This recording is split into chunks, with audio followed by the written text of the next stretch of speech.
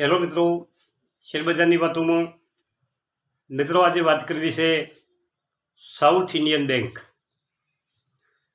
આ બેંક કાલે 10% દમદાર તેજી હતી અને 35 રૂપિયા આસપાસ એ કંપનીનો શેર ટ્રેડ થઈ ગયો છે. કંપનીમાં મોટા ન્યૂઝ છે.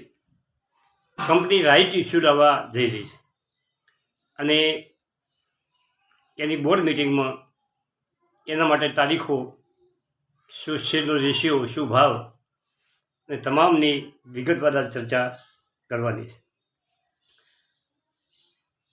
રાઇટ ઇસ્યુ દ્વારા કંપની 1151 રૂપિયા એકઠા કરવા માગે છે અને તેના શેર હોલ્ડરને 22 રૂપિયાના ભાવથી આ શેર આપવા જઈ રહી છે અને જે અત્યારે કરંટ ભાવ ચાલે છે તેનાથી 35% ડિસ્કાઉન્ટમાં રાઇટ ઇસ્યુમાં શેર આપવાના છે. મિત્રો, નીચા ભાવે 22 રૂપિયાના ભાવે આ કંપની એના રાઇટ ઇસ્યુવાળા શેર હોલ્ડરોને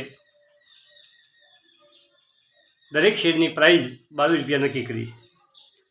52 કરોડ 31 લાખ શેરની ફાળવણી થશે અને 22 રૂપિયા રાખવામાં આવ્યા છે, જેની કરંટ પ્રાઇસ 35% નીચે છે.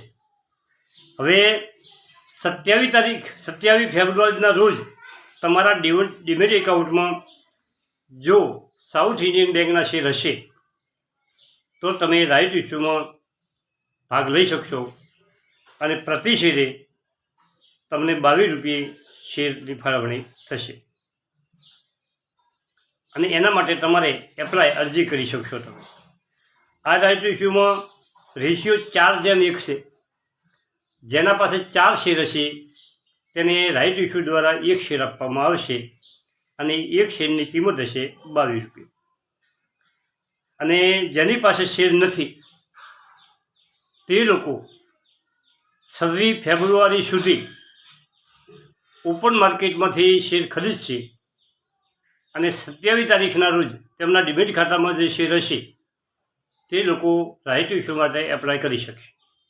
મિત્રો, કંપની 1 મહિના પહેલાં 25 રૂપિયા ઉપર ટ્રેડ થઈ રહી હતી, પણ 1 મહિનામાં ગજબનો વધારો આવ્યો છે. કંપની પહેલાં નુકસાનમાં હતી અને 2-3 વર્ષ પહેલાં કંપની 8-10 રૂપિયામાં ટ્રેડ થઈ રહેલી હતી, પરંતુ છેલ્લા 2 વર્ષમાં કંપની થોડે પ્રોફિટમાં, અત્યારે કંપની જોરદાર પ્રોફિટ કરી રહી છે. સારામાં સારી બેંક છે અને 209 કરોડ શેર માર્કેટમાં કંપનીના આજે પણ છે અને નવા 52 કરોડ શેર આ રાઇટ ઇસ્યુ દ્વારા બજારમાં આવશે. એટલે કુલ 261 કરોડ શેર કંપનીના માર્કેટમાં થશે. બેંકનું માર્કેટ કેપ છે 7,322 કરોડ. માર્કેટ કેપના પ્રમાણે બેંક નાની છે અને રાઇટ ઇસ્યુ 100 માર્ચના રોજ ચાલુ થશે અને 20 માર્ચના રોજ એનો રાઇટ ઇસ્યુ બંધ થશે. એટલે 6 તારીખ અને 20 તારીખની વચ્ચે તમારે રાઇટ ઇસ્યુમાં એપ્લાય કરવાની છે.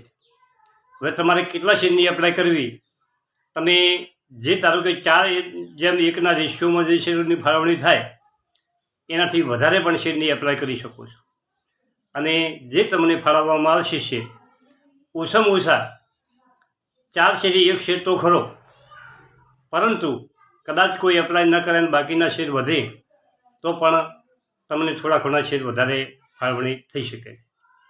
ઓના પહેલાં લોયડ સ્ટીલમાં, લોયડ એન્જિનિયરિંગમાં પહેલું નામ હતું લોયડ સ્ટીલ, હવે નામ છે લોયડ એન્જિનિયરિંગ.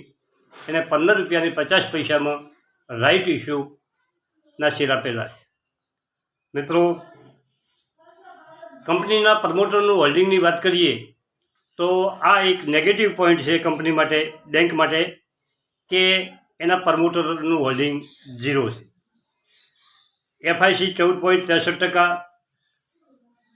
ઘરેલું ફંડો ડીઆઈઆઈ 7.61% અને 77.70% પબ્લિકના શેરો છે. આ નેગેટિવ પોઈન્ટ છે. અને પોઝિટિવ પોઈન્ટમાં બેંક જોરદાર નફામાં આવી છે, જે નુકસાનમાં હતી. અને જે 10 રૂપિયાનો શેર 2-3 વર્ષ પહેલાં હતો એ સીધો અત્યારે 35 રૂપિયા ઉપર ટ્રેડ થઈ ગયો છે. આ બેંકે એનો 52 વીક હાઈ 40 રૂપિયા બનાવ્યો છે. અને 27 તારીખ પહેલાં કદાચ આ 22 રૂપિયા હાઈ પણ ટચ કરી શકે.